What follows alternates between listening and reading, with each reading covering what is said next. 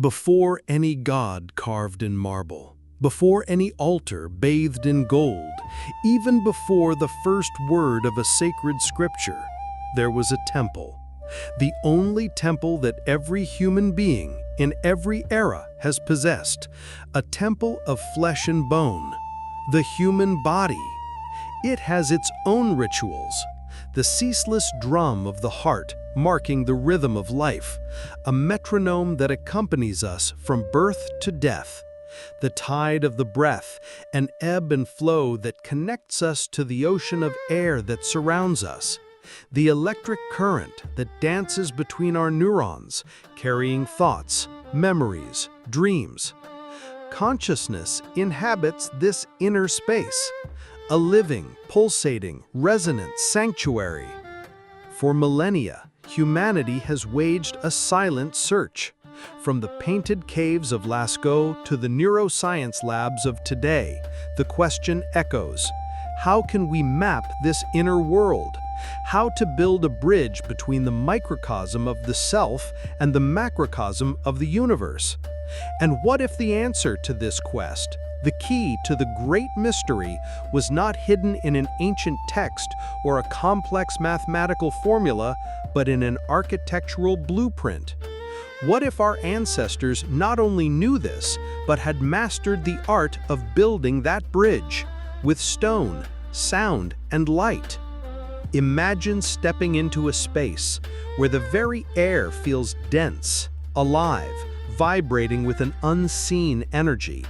A place where architecture was designed not only to be seen, but to be felt. A place where sound resonates not just in your ears, but reverberates in your rib cage, in your bones, at the base of your skull. A vibration that seems to awaken something dormant in your DNA. Now, question the narrative we have been told, that these places were merely tombs for pharaohs, stages for sacrifices, or houses for external gods. What if this is only the surface layer of the truth? What if the key to deciphering these spaces lies not in civil engineering, but in biological engineering? What if these temples were not machines of unknown purpose, but mirrors? Stone mirrors precisely designed to reflect and amplify the architecture of our own soul. This is the nature of the questions we explore here. If you are also a seeker of hidden history, an explorer of lost knowledge, subscribe now so you don't miss what we are about to reveal. The journey is just beginning. Welcome to Oracle's Codex, the archive of history's greatest secrets. Our mission is to piece together the puzzle of our origins, not to find definitive answers, but to ask better questions. To look into the past and understand what the ancients knew about human potential. Today, our journey takes us to the intersection of matter and consciousness.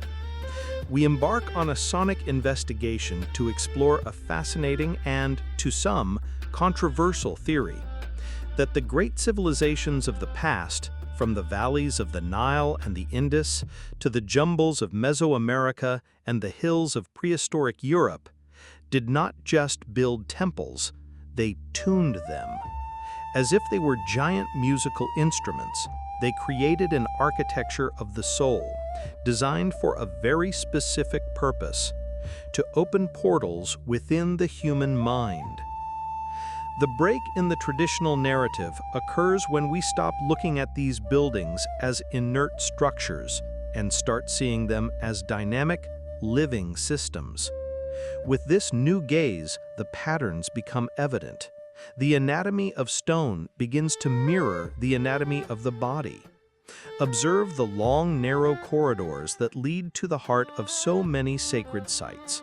The entrance corridor of Newgrange in Ireland, or the descending passage of the Great Pyramid.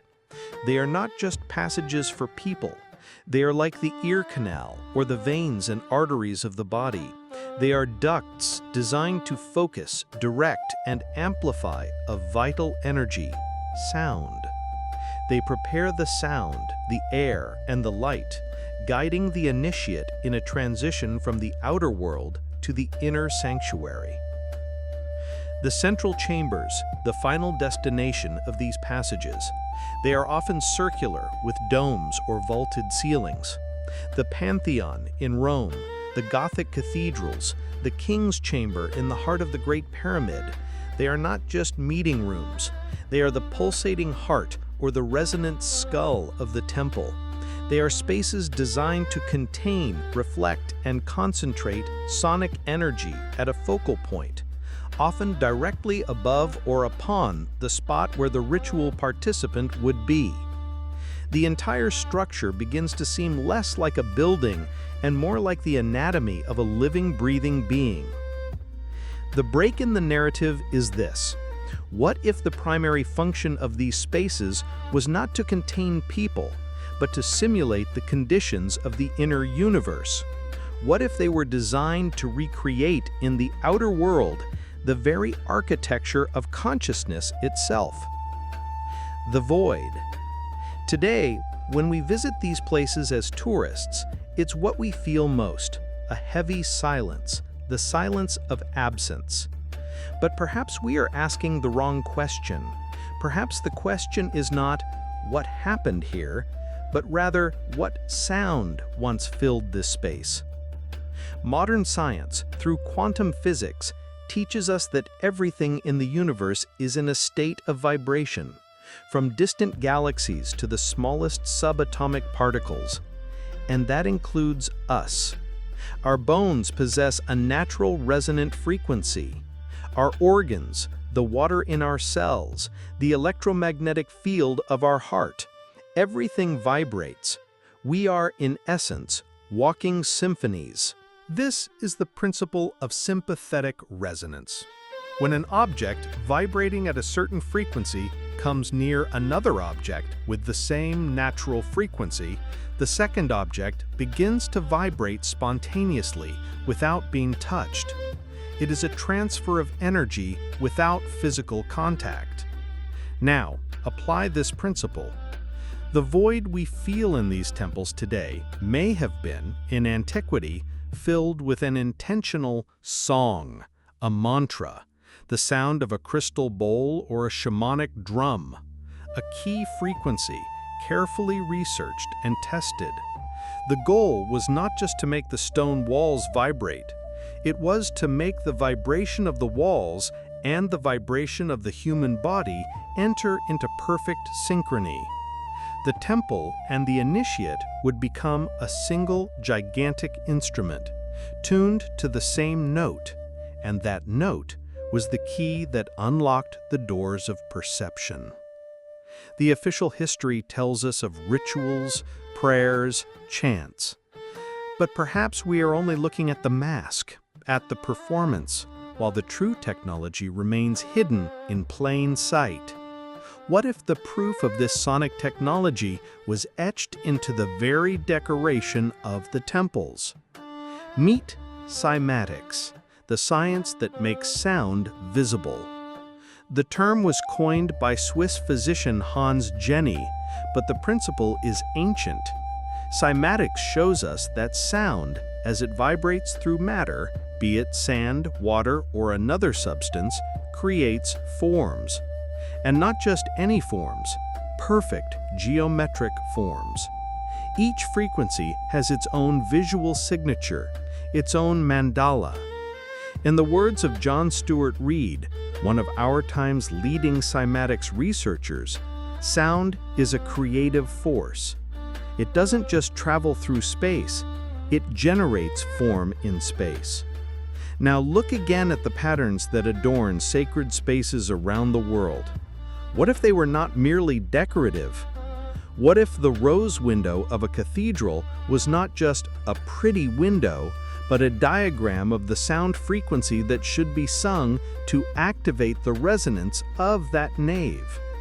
What if Tibetan mandalas were not just objects for meditation, but the petrified sheet music, diagrams of the exact frequency, the precise note that should be intoned in that space to unlock its true acoustic and, consequently, biological potential. This unified language was not limited to sound. It extended to the structure itself. The architecture follows this primordial mathematical logic. The proportions of many of the most famous ancient temples, from the Parthenon in Athens to the Great Pyramid of Giza, closely follow the golden ratio, or the number phi. This is not just any number. It's known as the divine proportion, as it is the fundamental mathematical law governing growth and efficiency throughout the natural world. It is in the spiral of a shell, the branching of a tree, the proportions of our own body. It is the mathematical signature of life itself. The ancient builders, especially the Greeks and Egyptians, were masters of geometry. To them, geometry was not just math, it was a philosophy, a path to understanding the cosmos. By building a temple according to the golden ratio, they were not just creating an aesthetically pleasing building, they were building a model of the universe, a macrocosm that mirrored the microcosm of the human being. The temple became a point of harmony, where the laws of life, mathematics, and architecture converged. Geometry, mathematics, and sound were not separate disciplines. They were the syntax and grammar of the unified language for building an architecture of the soul. Theories are fascinating, but where is the evidence? Slowly, with the emergence of a new field called Archaeoacoustics, the pieces begin to fit. And they are astonishing. Let us go to Malta, to a 5,000-year-old underground structure, the Hypogeum. In one of its chambers, known as the Oracle Chamber, there is a small niche in the wall. Archaeoacoustics researcher Paul Devereaux describes how, when a male voice intones a low note inside this niche, something extraordinary happens. The chamber's resonant frequency is approximately 110 Hz. At this frequency, the sound is not just heard, it is felt, making the entire stone complex vibrate. Modern laboratory research has shown that continuous exposure to 110 Hz can temporarily deactivate the brain's language center and activate areas of the right frontal lobe linked to intuition, creativity, and emotional processing. Did the builders of the Hypogeum know this? Let's cross the ocean to Peru, to Chavín de Huántar, a 3,000-year-old ceremonial complex. Archaeologists discovered a series of labyrinthine underground galleries designed with impressive acoustic engineering. They also found trumpets made from giant conch shells, the pututus. Studies show that the sound of these pututus, when played inside the galleries, was capable of creating binaural beats and disorienting sounds, inducing altered states of consciousness in the participants who navigated the labyrinth in total darkness. It was a system of sensory manipulation. In Mexico, at Chichen Itza, a more famous but no less mysterious phenomenon, a hand clap at the base of the Kukulkan Pyramid staircase produces a distorted echo that resembles the chirp of the sacred Quetzal bird associated with the feathered serpent god. Coincidence? Or the result of an intentional acoustic design to make the pyramid itself speak the language of the gods? From Malta to Peru, from Ireland to Mexico, the patterns are too consistent to be accidents. They are the clues of a lost science, a sophisticated psychoacoustic engineering, a science that understood that to change the mind, one must first change the vibration of the body and the environment. Our journey has taken us from philosophical foundations to archaeology and the physics of sound. We have demonstrated how the language of geometry and mathematics seems to unify life and sacred architecture, and how echoes of a sonic science resonate in ruins across the globe. If this exploration is expanding your perception of what our ancestors were capable of, consider joining our community of questioners. Your subscription to the channel is what allows us to continue this search and to fund these deep investigations. And the next part of our journey is perhaps the most crucial of all. Now that we have seen the lock and the key, let us find out what happens when the door to the mind is opened. But how exactly can sound alter consciousness so profoundly? The answer lies in how our brain works. It operates on frequencies, the so-called brain waves. Beta for the alert, focused state of daily life. Alpha for a state of calm relaxation. Theta for deep meditation, dreaming, and creativity. And delta for dreamless sleep. Modern neuroscience offers us a principle known as brainwave entrainment. It is a real, observable phenomenon. By immersing a subject in a constant rhythmic sound frequency, the brain tends to synchronize its own electrical activity with that external stimulus. Dr. Andrew Newberg, a neuroscientist at Thomas Jefferson University, has spent decades studying the brains of spiritual practitioners in states of deep transcendence. Using imaging scans, he observed that during these peak moments, activity in a specific area of the brain, the parietal lobe, decreases dramatically. This is the area that gives us our sense of orientation in space, that defines the boundaries of our body, where the self ends and the world begins. When this area shuts down, the perception of these boundaries dissolves. The result is the feeling of oneness, of connection with everything, of the absence of a separate self. The ancients may not have had the language of neuroscience, but through millennia of empirical experimentation, they clearly discovered the principle, controlled the frequency of the environment, and you can guide the frequency of the mind to the exact point where the borders of the ego fade away. Now, with all this knowledge, piece it all together and imagine the full experience. You are an initiate in an ancient mystery school. You have fasted, you have purified yourself. You are guided through a long, dark corridor. The air grows colder. The sound of the outside world vanishes. You enter the central chamber and lie down on a cold stone slab. Total darkness. Absolute silence. Then the chant begins. A single low note inundated by the priests. The exact note, the key frequency. The chamber, built to resonate with this note, awakens. The vibration rises from the stone floor, not as a sound that is heard, but as a force that is felt. It climbs your spine, through your bones, making every cell in your body hum in perfect synchrony. Your brain responds. The beta waves of the anxious analytical mind give way to alpha and then theta. The chatter of the conscious mind quiets. The perception of time unravels. Minutes become hours, or perhaps seconds.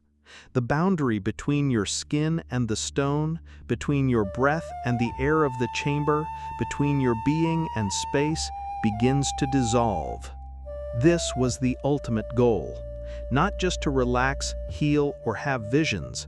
It was the quest for the transcendental experience, for gnosis, the temporary dissolution of the ego, the feeling of oneness with the structure, with the earth, and with the cosmos. The temple was not a place to worship a god out there. It was a technological tool, a resonance chamber, to find, experience, and unite with the God that resides in here. A chamber of rebirth. Today, we live in a state of exile from resonance. Our cities are a soup of chaotic frequencies. Our buildings are acoustically dead, designed to isolate, not to resonate. Our lives are filled with incoherent and dissonant noise, which constantly pulls us outward to the chattering mind, to the beta state of alert. What did we lose when we forgot how to build an architecture of the soul? We lost more than singing temples. We lost a powerful and accessible tool for self-knowledge. We lost a way to silence the deafening noise of the outer world so that we could, finally, hear the subtle music that still plays within us. But knowledge is never lost forever. It only slumbers, and often returns in new fragmented forms. Our modern sound therapies, our sound baths and crystal bowls, our binaural beats that promise to put us in states of relaxation or focus, our quests for altered states through technology, are these not all attempts to recreate, with electronics and algorithms, what the ancients achieved in an integrated and holistic way, with stone, geometry, and the human voice itself? The echoes of the past resonate in our future technologies. The quest to attune consciousness is not a new age trend. It is, perhaps, the oldest and most essential journey of humanity. The theory that ancient temples were mirrors of the soul, stone instruments tuned by sound and geometry, is another piece in the great puzzle. It is a powerful reminder that the deepest science of our ancestors may not have been focused on mastering the outer world, but on understanding and navigating the vast inner universe. The temples of stone are in ruins, but the temple of the body and of consciousness remains intact. The key to resonance has not been lost. We believe these questions are important for our present. What did you feel upon hearing about this lost science? Which of these ancient sites fascinates you the most? Leave your theory and your impressions in the comments below. To continue deciphering the mysteries that have shaped humanity with us, like this documentary and subscribe to Oracle's Codex, activating notifications so you don't miss our next journey.